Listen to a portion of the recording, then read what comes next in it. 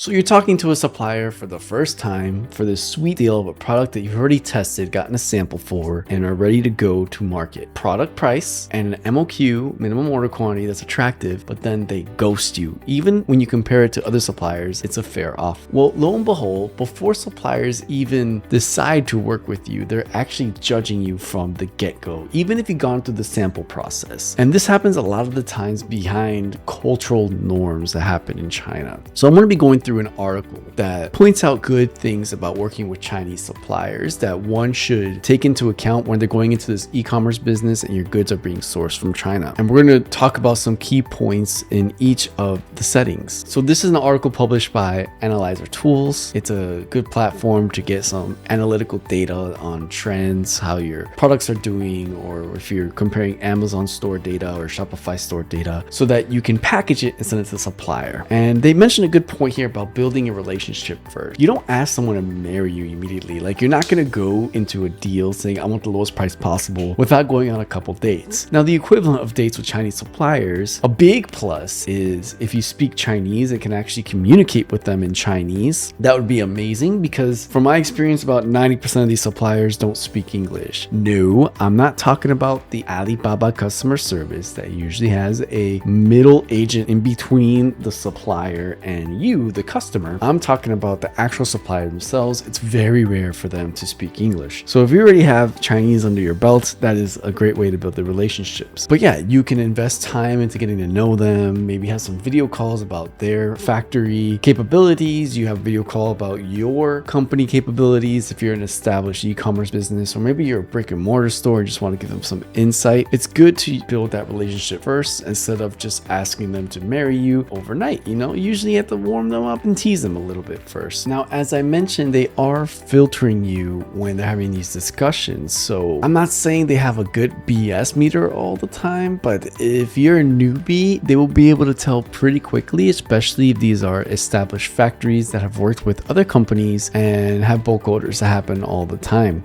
They're in business for a reason, so assume you're not the first customer that they have a discussion with. So if you go in there and you can show some visuals and proof about your website trends, your ability to actually market, distribute their product, and how you differentiate it, that'd be easier for them to communicate. Again, as I mentioned, most of them don't speak English, so expect to have that communication be either in Chinese or use a translation tool. I mean, a really good tool that most Chinese use is WeChat, and they do have that translation feature, but a lot can be lost in communication. So outside of just words and text, it's good to actually visualize a product for them. So if you have a specific product, let's say you want to make a custom water bottle with your own logo. If you already have the design, the dimensions, and the logo already hashed out, you can send them that visual and then they can give you feedback. Because the more visual you make it for them, if you're not a technical person and can't go into the nitty-gritty about the dimensions, the measurements, the capacity, the elasticity, all these technical details, then you're probably going to have problems getting the message across. Like, you're thinking one thing that you want the product to do, but they're thinking about all the 1,000 things they need to do at the factory to make sure they can form the molding so that they can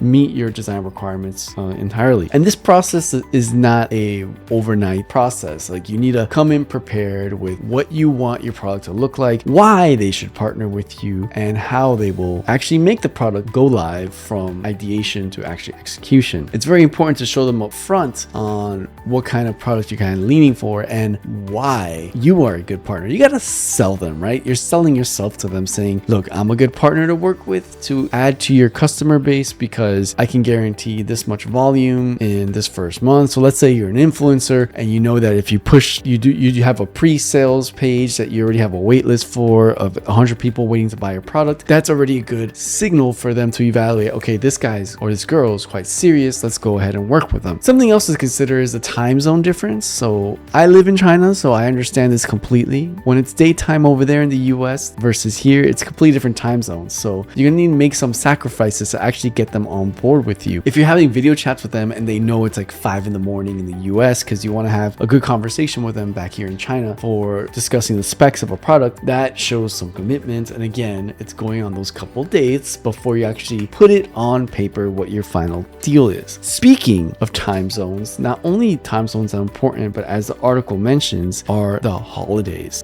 If you're watching this video, you'll know that very soon coming up is is a Chinese holiday as Chinese New Year's. It happens usually between January and February each year, and essentially the whole country is not working for about a month. Now, the actual holiday is only 2 weeks long, but it's customs for especially these factories for their staff to take leave 1 week earlier and 1 week later, because it's probably one of their only chances that a lot of these factory workers get to go back home to visit their family. A lot of the times they come from remote villages or remote places to the large cities where these factories are located to do their work, make money and then send it back to their village or send it back home. Now, that's not all the cases. I'm just saying generalities here. And then it's a big deal for them. So be cognizant of that. Don't be contacting them in the middle of the holidays, because you're not going to get much done. They're probably out partying, drinking, celebrating with their family, and it's just not going to be productive. So take that into consideration when you go ahead and have a conversation with these suppliers during the holidays. A couple other tips that are considered when you're actually being rated by these Chinese suppliers is having clear payment terms and agreements. And if you decide to source from 1688, one of the biggest things that most people run into is the cross-border payments. So if you're using Alibaba, it's quite convenient because they accept PayPal. But when you're going direct to the supplier, especially if they don't have that much exportation experience, I'm not saying they don't, but in the event they don't, they may only be able to accept payments on Alipay, Chinese yuan, or local currency in China. And if you don't have this set up from the get-go, you're going to come into problems when it comes to actually making a bulk order or getting your first PO after you have your sample. And this is why it's important to know, do you have that payment structure set up? And if not, you can go ahead and sign up for our website if you want some help actually linking up with suppliers and actually getting your business idea either started or continue. Let's say you want to make a new product out of your product line, but you're trying to find a suitable supplier. You can log into our website, contact us via email, or we can set up a call so that you can go ahead and do that for your business. But essentially, if you don't have the payment terms settled, it's going to be very painful when it comes time to sign the agreement, say, okay, thank you for the invoice, let's go ahead and move forward. And if you realize that the supplier can't accept dollars as payments, as cross-border payments, you're going to run into a lot of problems. And not only the agreements of the payments, but also the agreements of the shipping. So if